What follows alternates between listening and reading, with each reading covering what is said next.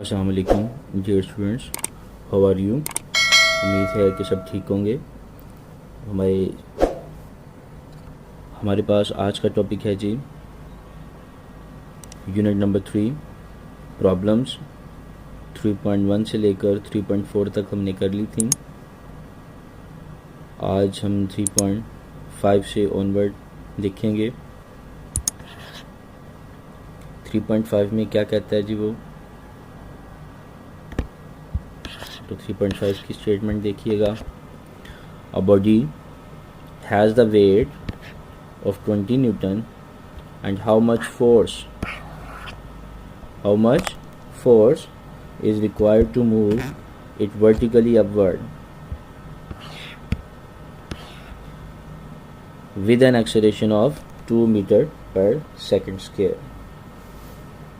According to the statement, what he say कि एक body है, उसको हम वर्टिकली अपवर्ड उठा रहे हैं।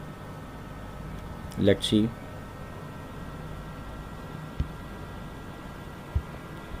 हमारा आज का जो टॉपिक है न्यूमेरिकल्स के हवाले से देखते हैं जी।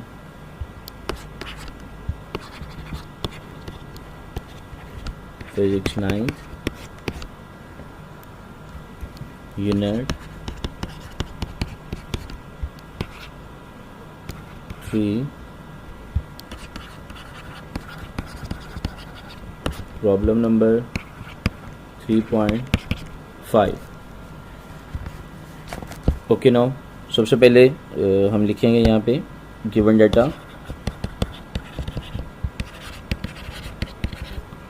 और गिवन डाटा को भी लिखने से पहले हम इस स्टेटमेंट को थोड़ा सा समझना चाहेंगे कि आखिर इस स्टेटमेंट में बात क्या हो रही है।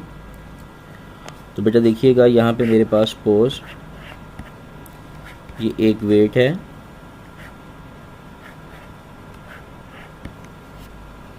इस बॉडी को मैं चाह रहा हूँ कि ये मूव करें अपवर्ड विद वेलोसिटी या विद एक्सेलरेशन 2 मीटर पर सेकंड स्क्वायर। जबकि गिवन में इसका हमें वेट उसने हमें दिया हुआ है, वो है 20 न्यूटन। अगर इसका वेट डाउनवर्ड 20 न्यूटन है, तो इसका मतलब है सबसे पहले तो मुझे 20 न्यूटन फोर्स लगाकर ऊपर की तरफ इस वैल्यू को, इस 20 न्यूटन फोर्स जो इसका वेट डाउनवर्ड है, इसके वेट की डायरेक्शन डाउनवर्ड है, तो सबसे पहले मुझे 20 न्यूटन फोर्स अपवर्ड लगाकर क्या करना पड़ेगा, इसको बैलेंस करना पड़ेगा। क्लियर हो गया बेटा। तो इसको बैलेंस करने के बाद फिर मज़ीद फोर्स इस पर लगानी पड़ेगी ताकि ये बॉडी क्या कर सके, अपवर्ड मूव कर सके।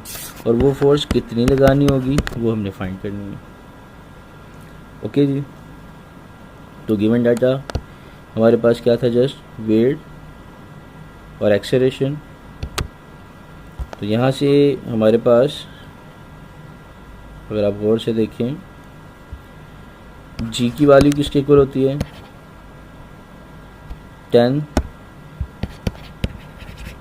मीटर पर सेकंड स्क्वायर।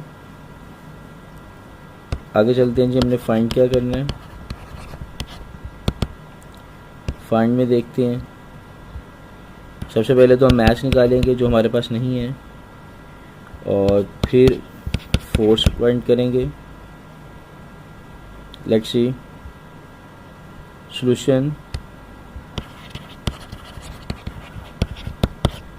सॉल्यूशन में क्या कहता है जी, सबसे पहले हमारे पास मैथ किसके इक्वल होगा, W is equal to mg, और m बराबर होगा W/g by putting values. W की वैल्यू कितनी है यहाँ पे 20 बटा g की वैल्यू 10, तो बाय डिवाइडिंग मैथ बराबर आ जाएगा 2 मीटर पर सेकेंड स्क्वायर। अब इसी तरह से नेक्स्ट चलते हैं। हमारे पास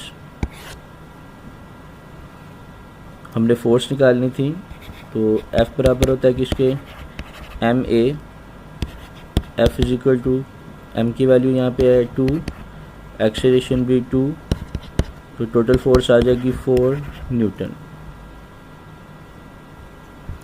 बेटा ये वो फोर्स है कि अगर हम किसी बॉडी पे 4 न्यूटन की फोर्स लगाते हैं तो वो बॉडी में कितना एक्सेलरेशन प्रोड्यूस करेगी, 2 मीटर पर सेकेंड स्क्वायर का एक्सेलरेशन प्रोड्यूस करेगी। अब ये फोर्स तो 2 मीटर पर एक्सेलरेशन जो है वो प्रोड्यूस करेगी, लेकिन इससे पहले मुझे फोर्स लगानी पड़ेगी यहाँ पर। और से देखें इक्वल टू इट्स वेट, तो फिर यहाँ पे टोटल जो रिजल्टेंट फोर्स होगी वो किसके ऊपर होगी।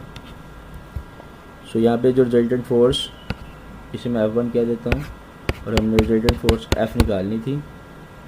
तो resultant force F is equal to किसकी होगी, F1 प्लस वेट। वेट कौन सा, जो उसका बॉडी का वेट था। तो वैल्यू पुट करते हैं जी 4 plus 20 is equal to 24 newton. तो ये है जी टोटल फोर्स जो बॉडी पे लगाई जाए तो इसमें कितना एक्सेलरेशन पैदा होगा, 2 मीटर पर सेकेंड स्क्वायर का एक्सेलरेशन प्रोड्यूस होगा। नेक्स्ट चलते हैं। अस्सलाम वालेकुम dear students, now we discuss the problem number 3.6। What he से, 2 masses 52 kilogram and 48 kilogram are attached to the end of the string that passes over a frictionless pulley.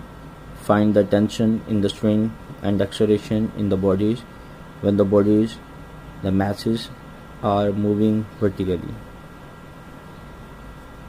Statement में वो क्या कहता है बेटा, ये 2 मैसेज हैं 52 किलोग्राम 48 किलोग्राम जो कि आउटपुट मशीन के साथ हैंगिंग में है, लाइक दैट। यहाँ देखिएगा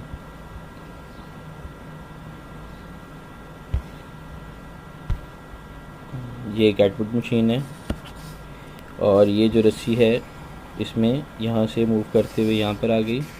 इसमें जो 2 बॉडीज हैं, एक को हमने M1 कह दिया, एक को M2 कह दिया। इसका गिवन डाटा क्या है जी, M1 इक्वल टू है 52 kg, M2 बराबर है 48 kg, जबकि ग्रेविटेशनल फोर्स ऑफ अर्थ जो है वो कितनी है, 10 मीटर पर सेकेंड स्क्वायर।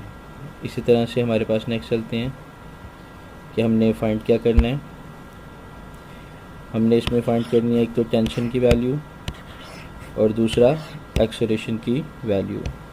सबसे पहले मैं एक्सेलरेशन को फाइंड करता हूँ, जिसमें मेरे पास वैल्यू क्या है जी फॉर्मूले में, M1 minus M2 over M1 plus M2 multiply by G। Putting the values, मैंने 52 वैल्यू M1 और 48 M2 की जगह पुट किया। By subtraction we get the 4 answer. और इसी तरह से हमारे पास जो है 10 है, मल्टीप्लिकेशन में डिवाइडेड बाय इन दोनों को ऐड किया तो आंसर क्या बना 100। तो 4 बाय 100 मल्टीप्लाई बाय 10, ये 0 से कैंसिल हुआ। 4 को 10 से डिवाइड किया तो आंसर आ गया 0.4 मीटर पर second square.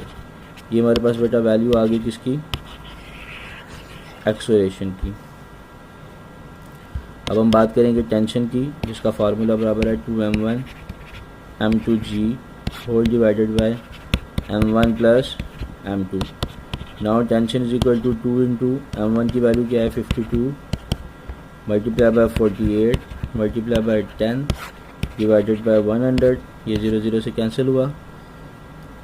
Now by multiplication tension किसके इक्वल आ जाएगी, यहाँ देखिए बेटा 2 multiply by 52 multiply by 48 multiply by, क्या आंसर आ गया 4992। 2 multiply by 58 multiply by 48, answer क्या बना 4992 डिवाइडेड बाय किससे जी 10 से, आंसर क्या आ गया 499.2, जो कि ऑलमोस्ट इक्वल टू किसके है 500 न्यूटन के। ये आंसर आ गया बेटा आपका टेंशन इन अ स्ट्रिंग और acceleration in a string. Very next हमारे पास जो नेक्स्ट न्यूमेरिकल है वो है जी 3.7। उसमें भी दो मैसेज हमें गिवन दिए हुए हैं, 26 किलोग्राम एंड 24 किलोग्राम। लेकिन इसमें जो हमने पुली इस्तेमाल की और मैसेज जो हैंगिंग थे वो एटवर्ड मशीन वर्टिकली थी, और यहाँ पे जो बात होगी उस मशीनरी की वो क्या है, हॉरिजॉन्टल है, लाइक दैट। यहाँ देखते हैं जी, हम बात करने लगे हैं प्रॉब्लम नंबर 3.7। सबसे पहले इसमें लिखेंगे जी गिवन डाटा, जिसमें M1 M2 की वैल्यू उसने हमें दी हुई है, और इसकी वैल्यू हम पुट करते हैं यहाँ पे। सबसे पहले इसकी डायग्राम बनाते हैं। ये सपोज हमारे पास एक टेबल है,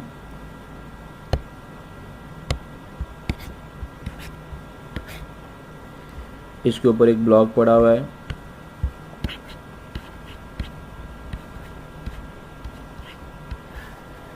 जिसे एक रस्सी की मदद से अटैच किया हुआ है,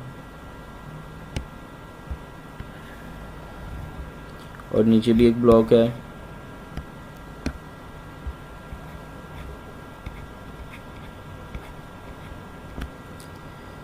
इन दोनों ब्लॉक्स को गुजारा गया है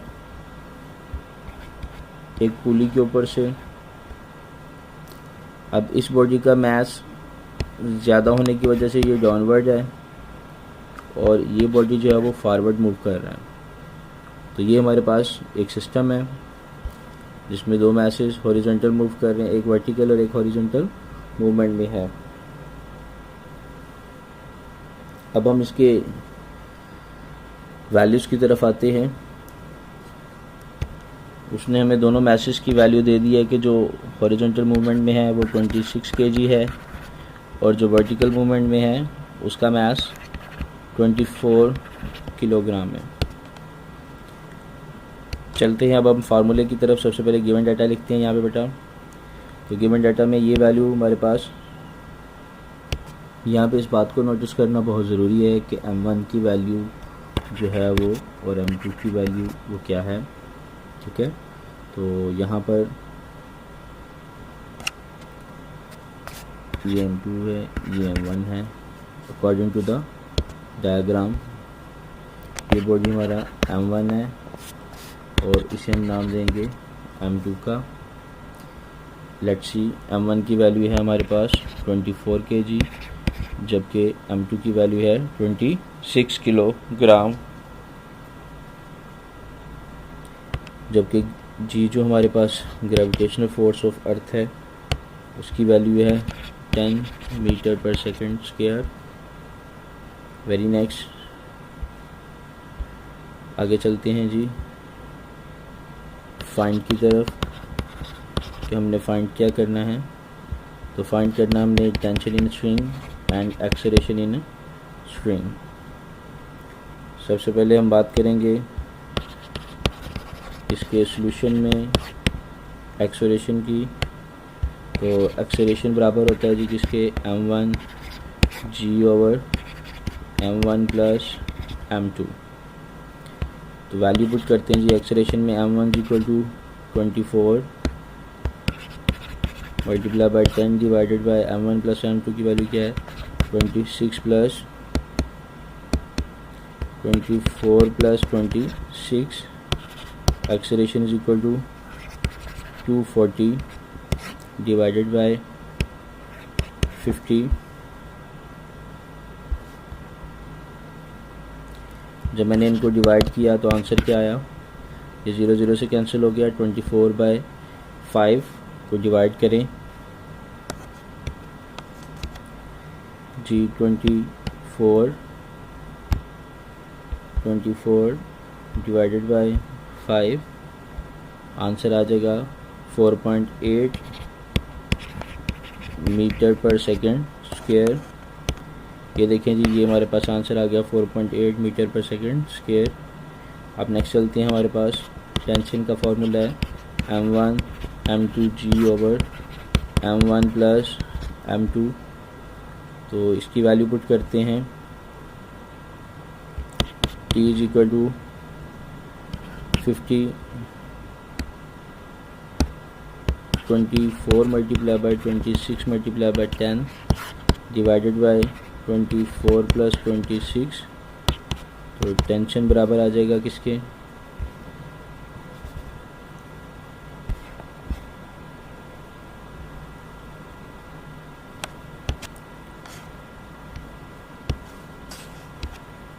ओके जी, मल्टीप्लाई करें, हमारे पास वैल्यू है ऊपर 24 multiply by 26 multiply by 10, answer आ गया जी हमारे पास 6240 डिवाइडेड बाय 50, फिर 0 से कैंसिल हुआ, t इज इक्वल टू किसके आ गया, 625 को हमने डिवाइड कर देना है किस पे, 625 24 डिवाइडेड बाय हमने कर देना है किस पे, 5 पे, आंसर आ गया जी 124.8 न्यूटन।